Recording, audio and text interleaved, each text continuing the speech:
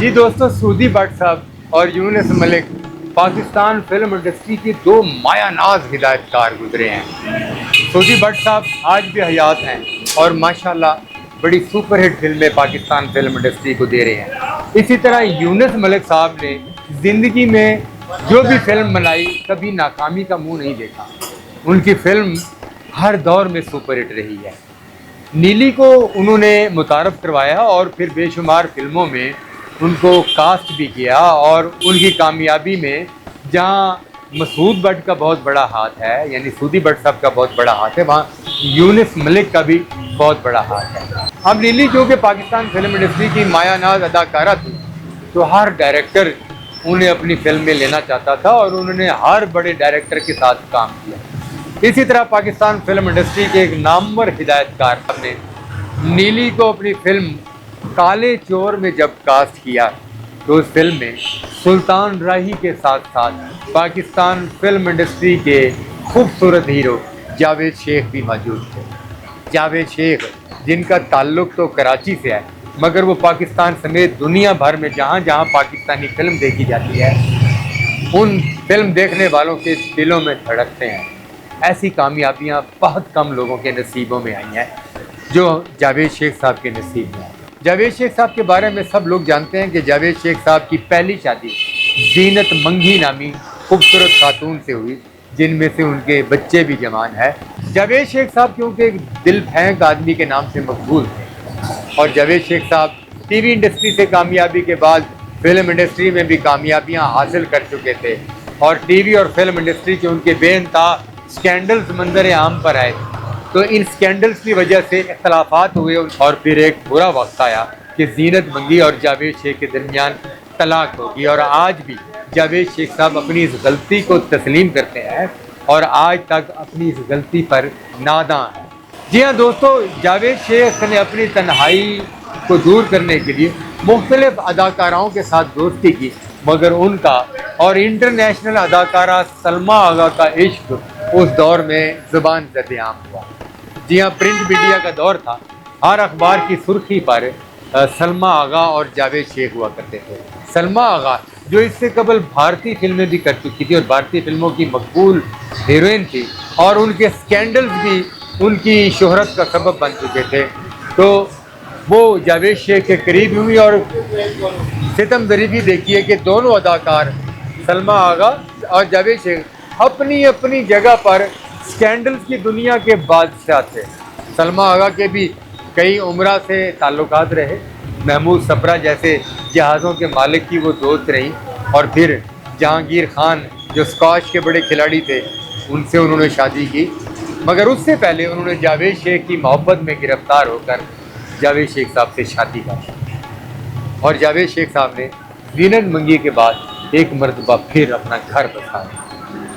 मगर फिल्मी दुनिया के नाकदीन और बड़े सही कहते हैं कि फिल्मी दुनिया की अदाकारा से शादी करने के बाद अगर तो वो अदाकारा आपकी इज्जत बनकर आपकी चार दीवारी में बैठ गई है और उसने आपके घर को, आपके ख़ानदान को, आपके बच्चों को संभाल लिया और फिल्म इंडस्ट्री छोड़ दी, तब तो ये घर बस सकता है, मगर ऐसा कम ही हुआ है।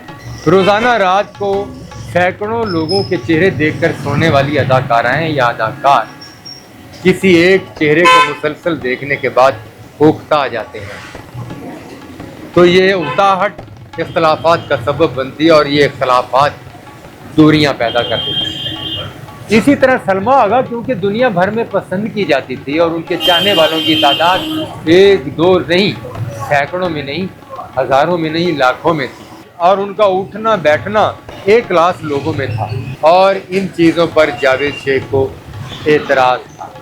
जावेद शेख के एतराज़ात के बाद सलमा आगा को भी जावेद शेख के मुख्तलिफ मामलात पर एतराज़ात होना शुरू हो गए और यूँ इख्तलाफात बढ़ गए। कुछ सालों बाद ही जावेद शेख और सलमा आगा के दरमियान तलाक हो गई और तलाक के बाद जावेद शेख फिर तन्हा हो गए और यही वो दौर था जब नीली पाकिस्तान फिल्म इंडस्ट्री की सफ़े अव्वल की अदाकारा बन चुकी थी। नीली के भी बेशुमार चाहने वाले थे, नीली पर भी करोड़ों रुपया लुटाने वाले मौजूद थे, मगर कितना खूबसूरत दौर था कि उस वक्त अदाकाराओं के स्कैंडल्स भी अपने साथी अदाकारों के साथ होते थे इनकी शादियां भी अपने साथी अदाकारों के साथ होती थी। और आज भी कई मिसालें कायम हैं कि कई हिदायतकार, प्रोड्यूसर्स और अदाकारों के घर उनकी बीवियां फिल्मी दुनिया से ताल्लुक़ रखती थी और आज तक उनके घरों में मौजूद हैं। उनकी औलादें जवान हो गई हैं और उन्होंने बड़े बाइज़्ज़त तरीके से उन घरों में ज़िंदगी गुजारी है जिसकी कोई मिसाल नहीं मिलती। मगर इस दौर में साथी अदाकारों को अदाकाराएँ देखना ही पसंद नहीं करती। उनके साथ उठना बैठना, उनके साथ रिलेशन रखना, उनके साथ शादियाँ करना बिल्कुल पसंद नहीं करती, क्योंकि अब फिल्म इंडस्ट्री का वो दौर नहीं रहा कि फिल्मी अदाकारों के पास करोड़ों रुपए की जायदाद हो, दौलत हो और फिल्मी परी उस दौलत और जायदाद का तहफ़्फ़ुज़ हासिल करके फिल्म इंडस्ट्री छोड़।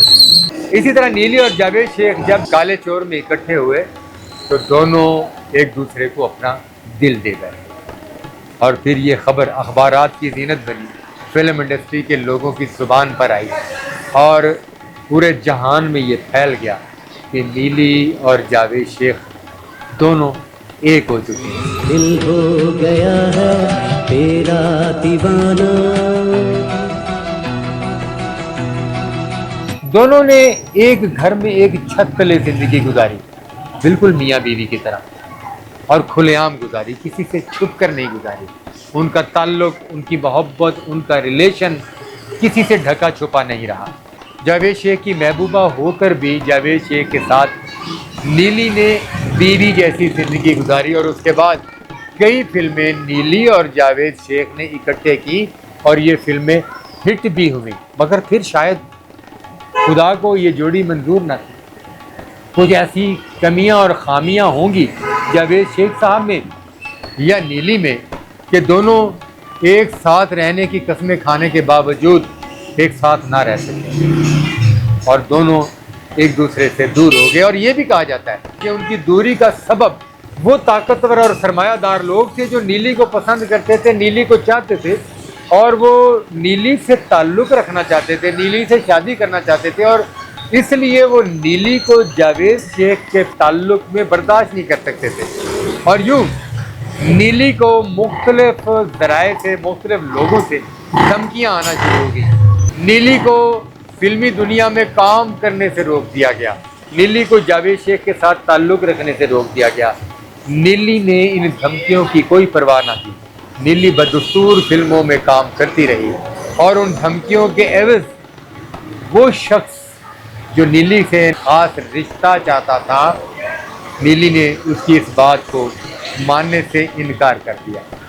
नीली खौफज़दा तो रहने लगी मगर नीली ने फिल्मों में काम नहीं छोड़ा और छोटे छोटे इख्तलाफात के सबब जावेद शेख और नीली एक दूसरे से दूर हो गए। और यूँ एक खुफिया हाथ जिसके बारे में आज तक मीडिया ने नहीं बताया कि वो कौन था, एक खुफिया नाम जिसने खुद कभी मंजर आम पर आकर ये तस्लीम नहीं किया तो वो नीली से इश्क करता है और वो नीली को किसी और का नहीं होने देगा। वो नीली को टेलीफोन करता और नीली को धमकी देता कि नीली उसकी हो जाए वरना वो नीली को किसी का नहीं रहने देगा। नीली फिल्म इंडस्ट्री छोड़ दे वरना नीली अपने कदमों पर वापस अपने घर नहीं जा सकेगी। नीली फिल्मी दुनिया से दूर हो जाए, नीली के साथ साथ वो फिल्मी यूनिट जो नीली के साथ काम कर रहा होगा उसका अंजाम भी बुरा होगा।